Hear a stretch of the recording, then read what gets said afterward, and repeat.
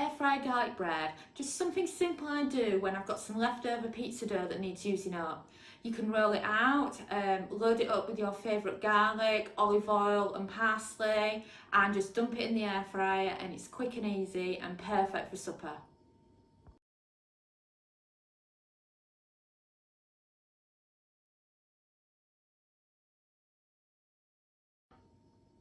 My name is Samantha, and along with my husband Dominic, who is behind the camera, we will be showing you today 12 different ways to incorporate the bread maker and the air fryer to make delicious kitchen gadget recipes.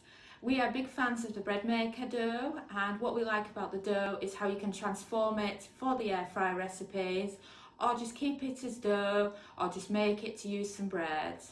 Today it's all about having some fun while the kids are at school and spending the day in the kitchen teaching you different ways to cook with these kitchen gadgets. And if you want to follow along with this series, simply head over to our YouTube channel and you can scroll through the different videos that we've done today.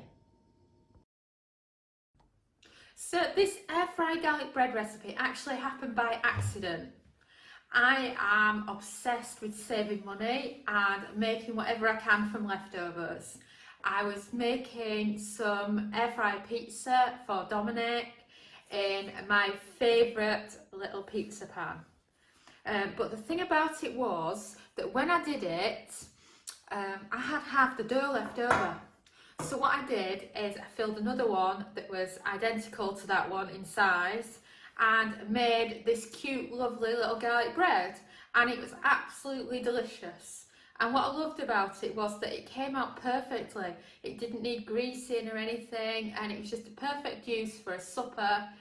And I know most people, when they do air fry garlic bread, they use French bread and just add some garlic to it. But it's just as nice to actually use your own homemade dough. So what I wanted to show you today is my quick air fryer garlic bread that's ideal for any kind of garlic bread that you want to do. It fits perfectly in a little air fryer pan, and us milliners absolutely love it. So first of all, here is my dough. This dough was made earlier by my lovely husband Dominic. It's made in the bread maker, and you know, it comes out just like this. He's wrapped it in cling film. It's been in the fridge overnight so that it was made ahead, and then we didn't have to make much effort with it. So first of all, get rid of your cling film. Then remember, the flour is your best friend. Make sure you've got a floured worktop. And then on top of this, make sure you flour your hands, because otherwise the dough will stick like crazy to them. And then the next step is, of course, to flour your rolling pin. What I love about this method is, as I make it, it's adding a little bit of flour on top of the dough, so it just helps for when you're rolling it up a bit. And let's start, shall we? As I was saying just a few moments ago, when I actually make this dough, it actually does two. That is because, like I was saying, I did pizza and then I used this for leftovers. So what I want to do is I want to demonstrate how you can make two out of this.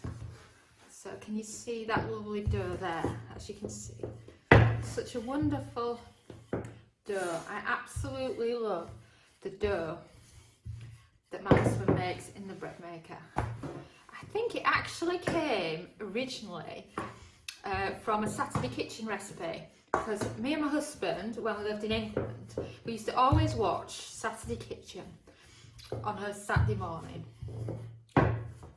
So, and they used to make the most amazing Italian bread dough, and I was always like, we've got to make it like that. And it was like we used up the rest of the ingredients to be able to make two of them like this. So if you look, I've rolled it out, and as you can see, you could roll this out further and you could turn it into a 10-inch pizza if you were cooking it in the oven, but obviously we're air fry fans here, so you're trying to get two out of it. So as you can see, can see. You can get one out of it there. Oh, I think that was Dominic's cue that had gone off camera. And then you can get another one there. If you look, that's kind of a perfect fit. You don't need anything fancy here like cutters or anything. If you just position it like that, grab a knife, go around the side of it like that. Same again around the other side. And then pull it away as you do it. And then, if you look, you've got your line there. So, look at that. Perfect pizza dough. Can you see that on camera, Dominic? Perfect. So then all you're doing is you're literally throwing it in there like that. Flattening it down. It's not like when you're making a quiche where it's got to go up the sides. It's just straight in, just like that. Now, let me take you back to the dough that I have left over. If you look, we still have all this dough left. And that's like what I was saying, it's enough to make two. So if you go to our YouTube channel, look for air fryer pizza, you'll actually see the rest of this dough being used to make a pizza with, which is fantastic because, like I say, it's about getting more than one thing out of your dough. Ideal also if you're a bigger family and you need to feed more mouthfuls. So start with a forking. So what I'm doing here is I'm just putting fork marks in the garlic bread dough. The idea here is that then when you load it up with the garlic and the olive oil, it will go inside the dough and won't just be sat on the top, so you won't end up with a flavourless centre to your garlic bread. This is a little bit time consuming, but it's worth the effort, and it really doesn't take that long anyway. And then you can drizzle your olive oil, or if you're using butter, over it. You can also use this method when making a pizza too, or if you want a garlic bread with cheese, you can add some cheese on top.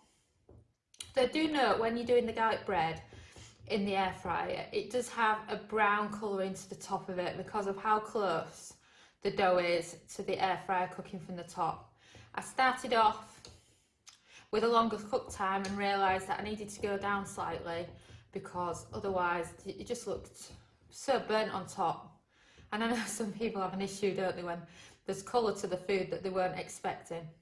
So there we go, look, we're done. So there you go, you've forked it and now you're ready for your garlic. So, I'm a working mum of 3, I'm very busy, I don't have time to press garlic. I'm a huge fan of garlic puree. The garlic puree I buy is like this, and it's basically a jar of garlic puree, and it's already minced, ready for use. You could replace this, of course, with mincing loads of garlic cloves, but it's too much effort, isn't it?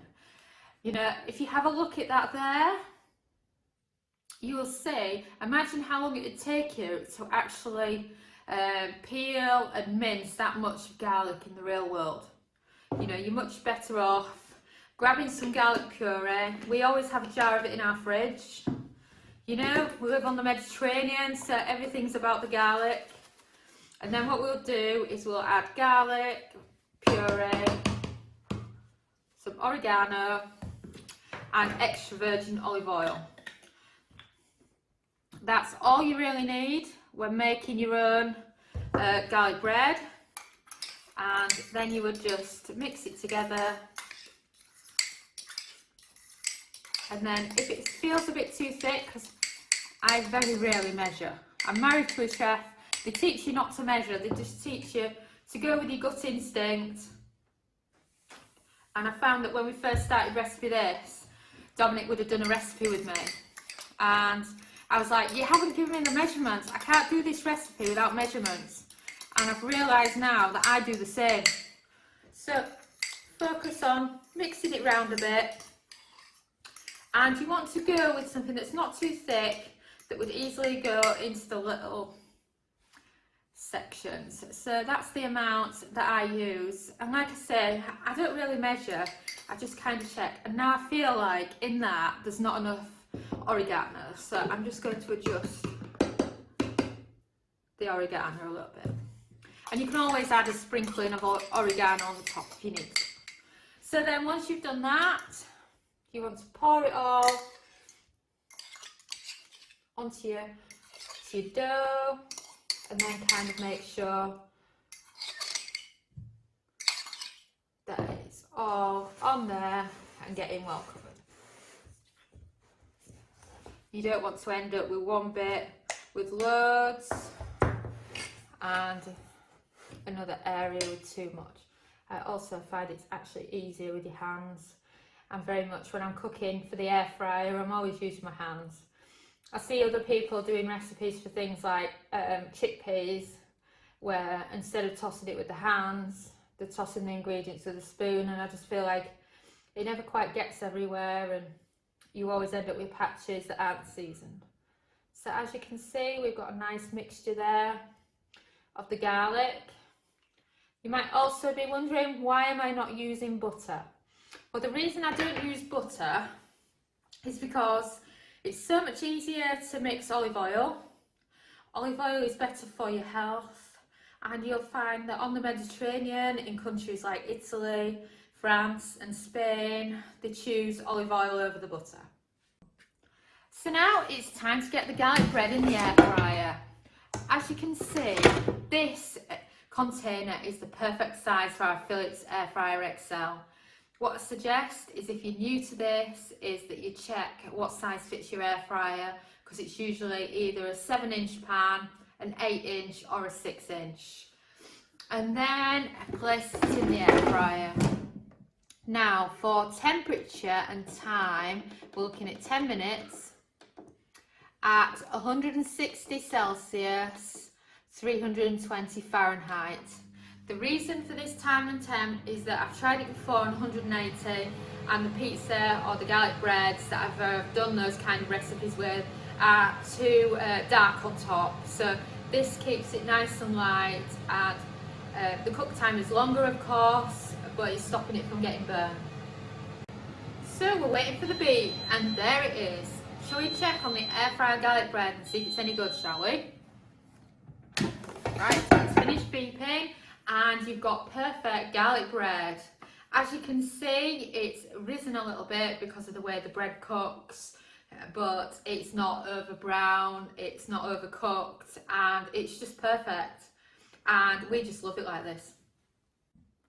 So what I really wanted to demonstrate with you now is the fact that you can get a spatula underneath it, and you can just lift it out. And then the best bit of them all, you know, that really gets me excited about this recipe, is the fact that move it away and you've got a perfectly clean pizza pan in the air fryer. There's no soaking, we haven't greased it, it's just very easy to wash clean. And then some of you will be saying, well, how on earth do I get that out because it's red hot? Well, you're just lifting this out, going and having your garlic bread, and then you can grab it out when it's cool, or you can use some oven gloves. And that's it. That is how to do perfect air fryer garlic bread. So please comment below with which bread maker and air fryer you have at home in your kitchen. Here in the Milners, we have just a cheap bread maker that we got from Amazon Germany that we had shipped to us, and we also use the Philips Air Fryer XL, which we've had for a few years now. And if you are into air fryers and bread makers, do head over to recipethis.com, as we have a lot of recipes for you to choose from there, and all the recipes that we're mentioning in these videos you can find over there too. Thanks for watching. We have a huge collection of kitchen gadget recipes, including air fryer, instant pot, slow cooker, soup maker and many others. Don't forget to subscribe to our channel and follow us on social media. Best of all, join our newsletter at recipethis.com/newsletter. There we have plenty of principles, cooking time cheat sheets, free ebooks and mini courses to help you along your way in your kitchen gadgets journey.